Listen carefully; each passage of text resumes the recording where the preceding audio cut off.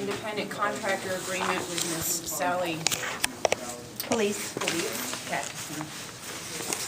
at 825 Russell Street, Anvil, PA, for contracted speech and languages services effective August 26, 2019 through June 5th, 2020 for the 2019-2020 school year. Contractor agrees to work 80 school days, 7-hour, 20-minute days, for a total reimbursement of $37,120. Any questions with this? This is a regular yearly. Is this consensus? Agreement? And the second agenda item is to approve the IU budget for 2019-2020, which there will be copies of.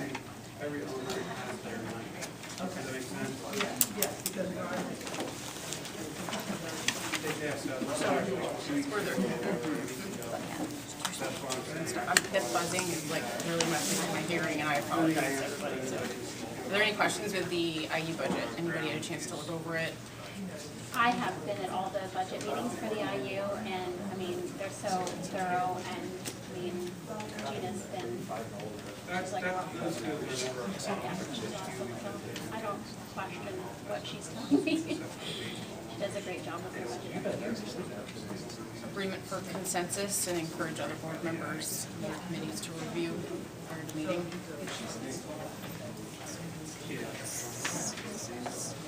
The following item is to approve the transportation agreement between DB Fisher School Student Transportation Inc. and North Lebanon School District effective July 1st, 2019 through June 30th, 2029. I'm going to pass this over to Leanne as she will have more information, but I would encourage it to be a discussion item for next week's voting meeting. I would agree. I think just because of the norm of the vote, I think it would make sense to have a discussion item and then a roll call vote for that. I can provide highlights to the board of what's included in the contract. I did kind of already do that in the email I had sent out regarding it, but I'll provide highlights and I'll present those next week as well. You had sent out originally. Right. And Yeah, like a couple weeks. Yeah. Okay, I just want to make sure. Just for anything, the contract for the new transportation, I proposed one of the things that we put into the RFP that we were looking at, I was given direction, was for GPSs on all buses, video recording on all the buses, radios on all the buses with radios in all the buildings that they can contact out if they need to, if there's anything that goes wrong, and as well as an individual outside of the school district that works for the company that we can contact regarding the buses so that they can tell us that it's always available, it doesn't have a route, so that we can always contact and find out where the buses are when we need to. So those are a few of the things that we put into it. And also we've lowered the age of the fleet. So no buses, no vehicles used will be older than 12 years.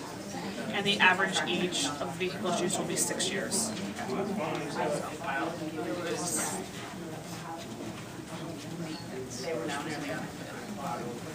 And one of the items, we were going back and forth with DB Fisher trying to get a price as lower than what was originally proposed, and one of the items that they put in that would be a benefit to the school district was that he will do maintenance for our fleet vehicles at cost of parts. So he'll provide a labor at no cost to the district for our maintenance vehicles and also the 2 student vans that we have.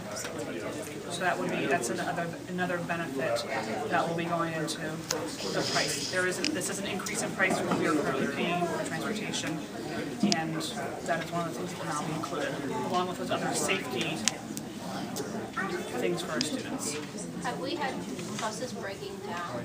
Like, is that, what's the reason for us decreasing the age of the fleet?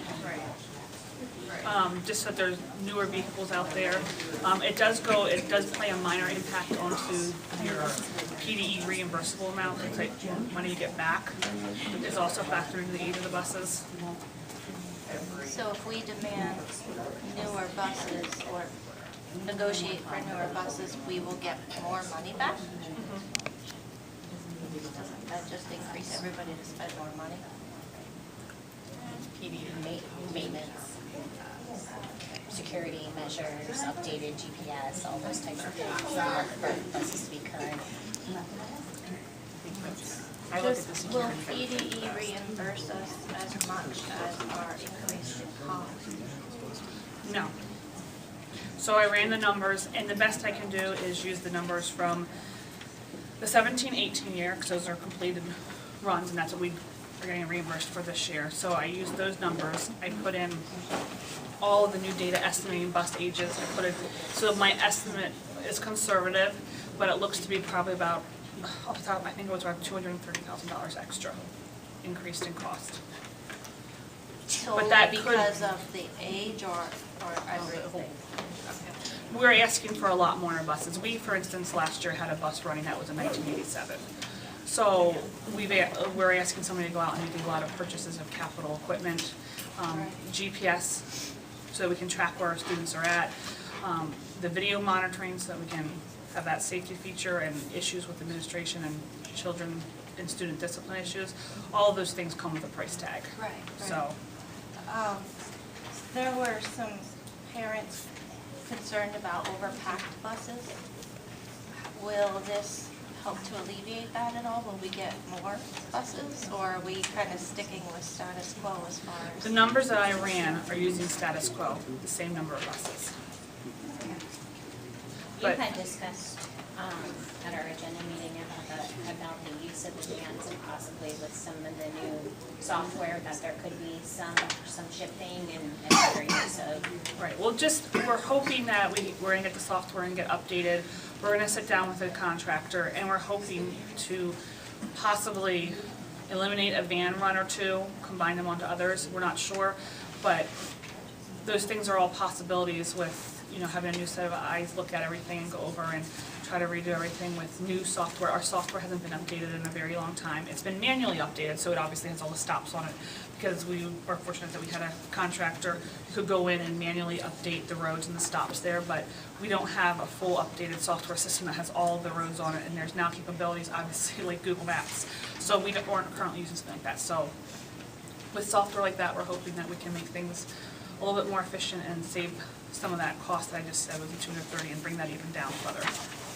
We'd like to obviously get all of our buses and vans running as close to formula as we can. Right.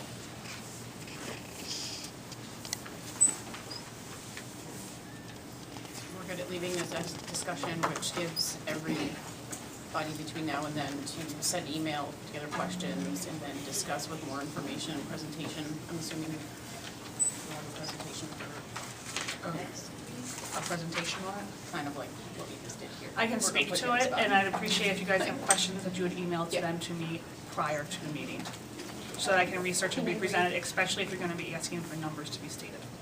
If you have the email that you sent previously, do you want to resend that, just that it's the most, in case there were some changes with certain numbers or, Yeah, absolutely. okay. Just Any that'd be- community members that has any concerns, feel free to email me or Leanne as chairperson, and then we can try to pull in as many questions and get those answered before next week as we can.